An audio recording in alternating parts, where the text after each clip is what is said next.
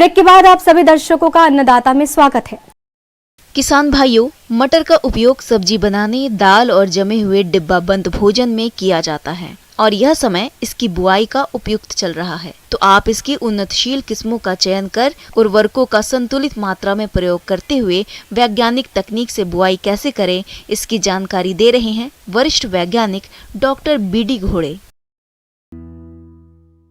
सबसे पहले हम जो हमारे प्रदेश में जो कि विशेषता मटर की खेती वृहद पैमाने पे की जाती है, तो ये मटर की फसल की अधिक पैदावार लेने के लिए जो हमारे कृषक बंधुओं ने क्या कार्य करना चाहिए, ये इसके ऊपर विशेष ध्यान देना है।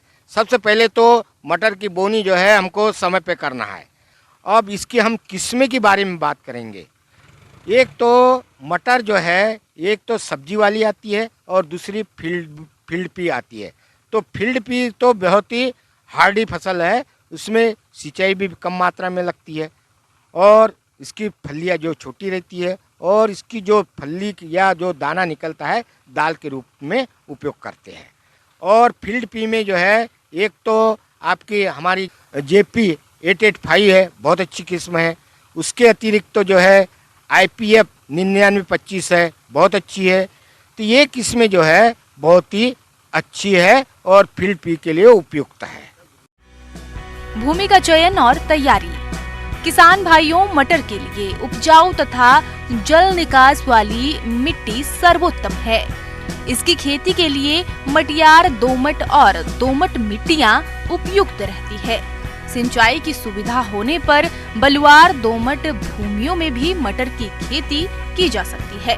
अच्छी फसल के लिए मृदा का pH मान 6.5 से 7.5 होना चाहिए। खरीफ की फसल काटने के बाद मिट्टी पलटने वाले हल से एक जुताई की जाती है। उसके बाद 2 से 3 जुताइयां देसी हल या कल्टीवेटर से की जाती है और प्रत्येक जुताई के बाद खेत में पाटा चलाना आवश्यक है, जिससे ढेले टूट जाते हैं और भूमि में नमी का संरक्षण भी होता है। बुआई के समय खेत में पर्याप्त नमी का होना आवश्यक है। खाद और उर्वरक प्रबंधन। किसान भाइयों, मटर की अच्छी फसल प्राप्त करने के लिए संतुलित मात्रा में खाद व उर्वरकों का देना आवश्यक होता है। खेत की अंतिम जुताई के समय 8 से 10 टन प्रति हेक्टेयर गोबर की खाद या फिर कंपोस्ट मिट्टी में मिला देना चाहिए। उर्वरकों का सही मात्रा में निर्धारण मृदा परीक्षण के आधार पर किया जा सकता है। मटर में जो है रासायनिक उर्वरक का प्रयोग जो करते हैं, अगर आपके पास NPK, नाइट्रोजन, स्फूर और पोटैश, ये NPK उपलब्ध है, तो इसका उपयोग जो है आपको एकड़ पीछे जो है 10 से 12 किलो नाइट्रोजन उपयोग करना है और 20 से 25 किलो आपको स्फूर की मात्रा उपयोग करना है और पोटैश जो है 16 किलो प्रति एकड़ के हिसाब से करना है और जिंक सल्फेट का उपयोग करना है तो 8 किलो प्रति एकड़ के हिसाब से जो है बोनी के समय ही करना है। तो इस प्रकार के आपको रासायनिक उर्वरक का प्रयोग करना है। बीज की मात्रा और बीजोपचार। किसान भाइयों, बीज की मात्रा बोने के समय किस्म और बुआई विधि पर निर्भर करती है। इसके लिए स्वस्थ एवं प्रमाणित बीज ही प्रयोग किया जाना चाहिए और प्रमाणित बीज रहेगा तो बहुत अच्छी बात रहेगी। इसके लिए जो है हमें 1 एकड़ में 32 किलो प्रति एकड़ बीज पर्याप्त है। अगर फली के लिए है 40 किलो प्रति एकड़ बीज का उपयोग करना चाहिए। साथ में ये भी ध्यान रखिए कि जब भी हम दलहनी फसल का बोनी करते हैं तो उसमें कल्चर का उपयोग अवश्य करें और जो फफूंदनाशक दवाई है इसका उपयोग करें। तो फफूंदनाशक दवाई में जो है कार्बन डाइजिन आती है, 2 ग्राम प्रति किलो बीज के हिसाब से बीज को उपचारित करना चाहिए। राइजोबियम कल्चर और PSB कल्चर, ये दोनों का उपयोग करना है।